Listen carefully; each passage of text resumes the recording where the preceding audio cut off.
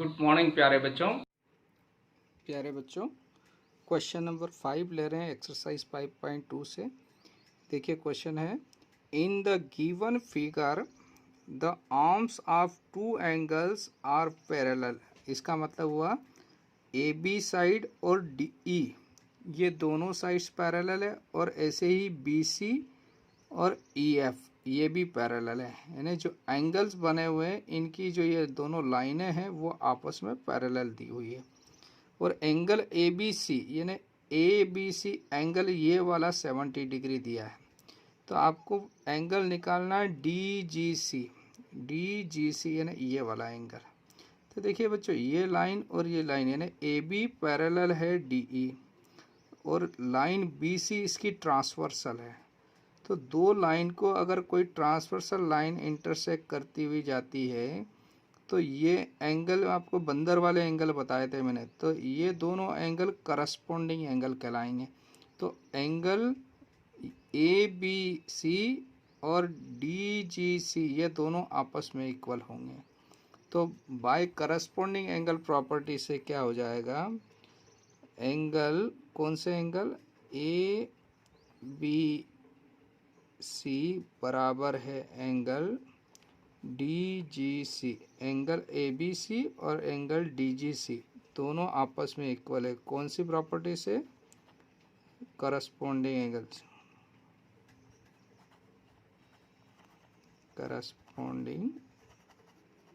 Angles, ठीक है ना। तो करस्पॉन्डिंग एंगल प्रॉपर्टी से बराबर हो गए तो हमको डी जी सी निकालना है ना।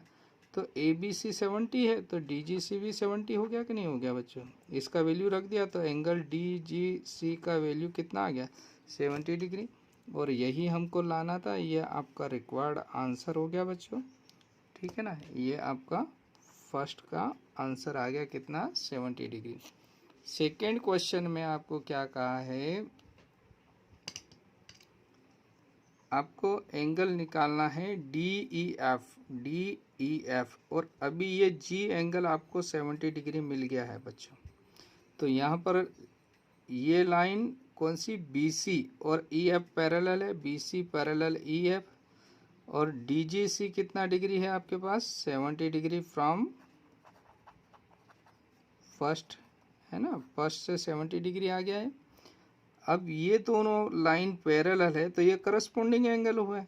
तो कौन कौन से एंगल बराबर हो गए, डी जी सी एंगल, इसलिए एंगल डी जी सी इक्वल हुआ डी ई एफ के, एंगल डी ई एफ के। क्यों बराबर हुआ, करस्पॉन्डिंग एंगल प्रॉपर्टी से।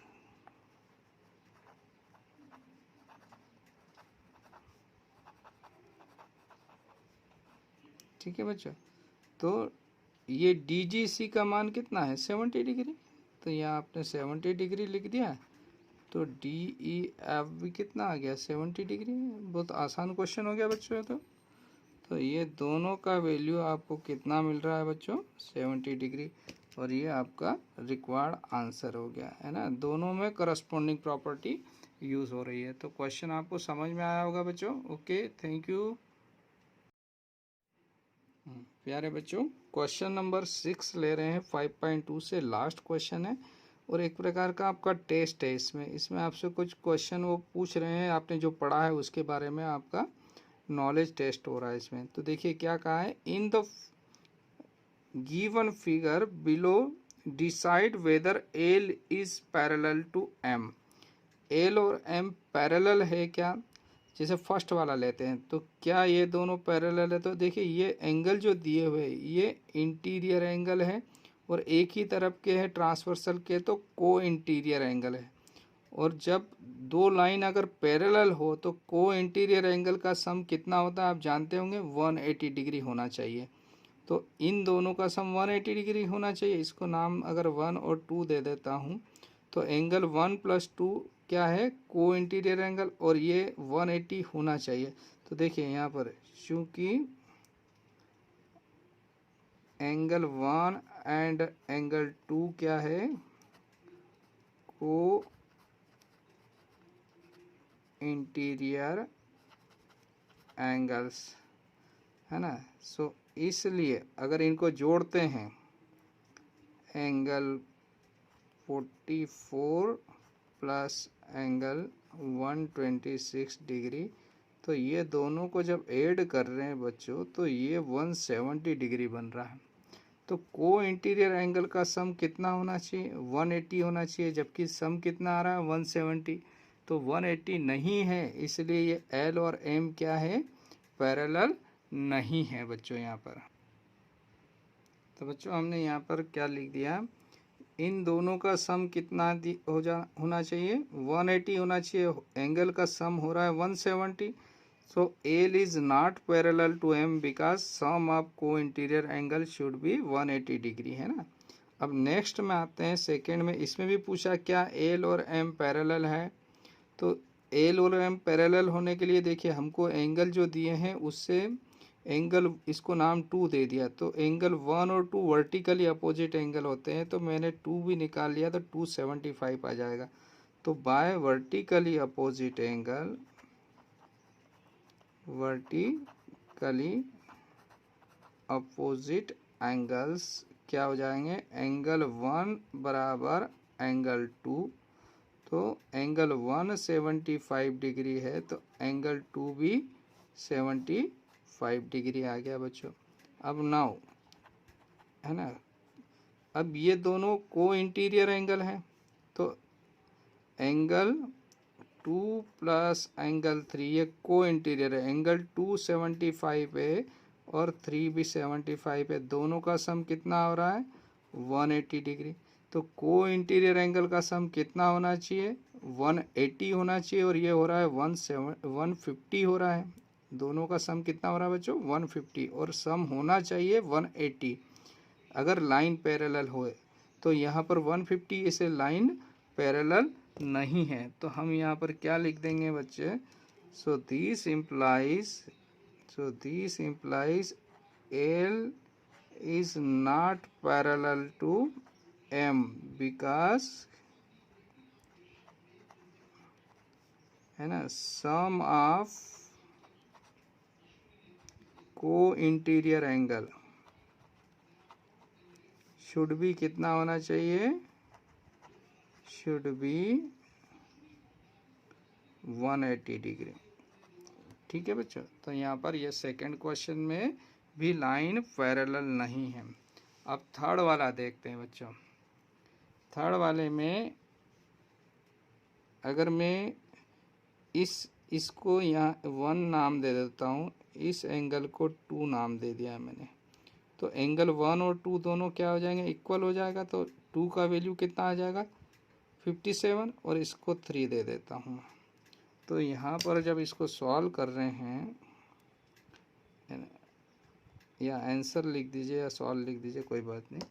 तो क्या होगा बच्चों, यहाँ से चूँकि एंगल 1 बराबर एंगल 2, ये कौन सी प्रॉपर्टी से?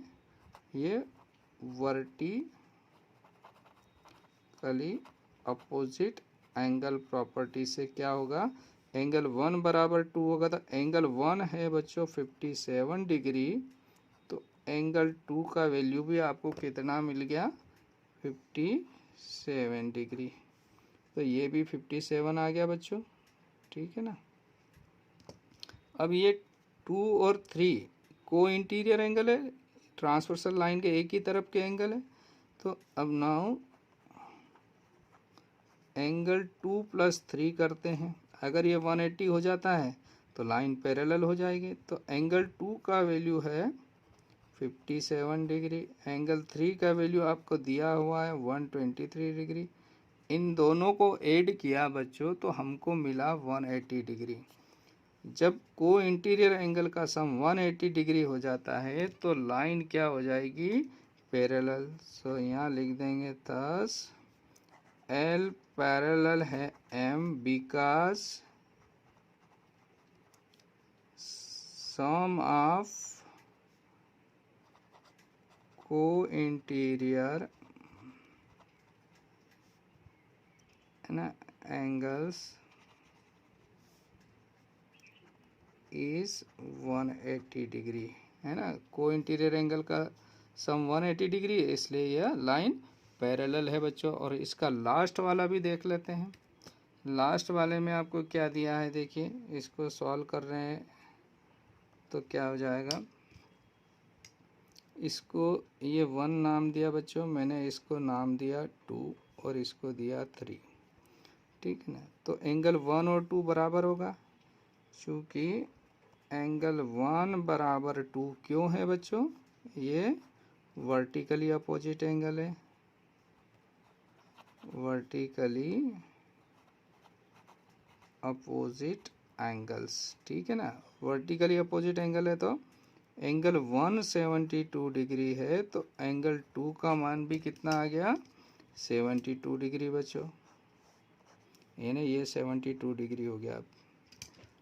अब एंगल 2 और 3 क्या है, को इंटीरियर एंगल है, तो now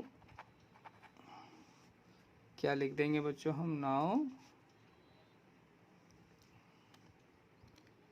angle 2 plus angle 3, angle 2 का मान है 72 और 3 का मान है 98, इन दोनों को ऐड किया तो हमको मिल रहा है 170 डिग्री। कितना मिल रहा है, इन दोनों का सम किया तो 170 डिग्री।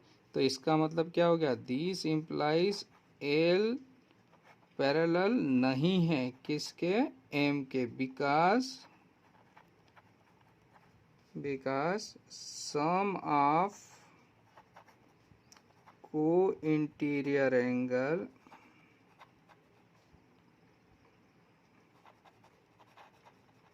शुड बी कितना होना चाहिए, 180, और हो कितना रहा है 170, इसलिए ये लाइन पैरेलल नहीं है। तो बच्चों क्वेश्चन नंबर 5 आपका कंप्लीट, 6 कंप्लीट होता है।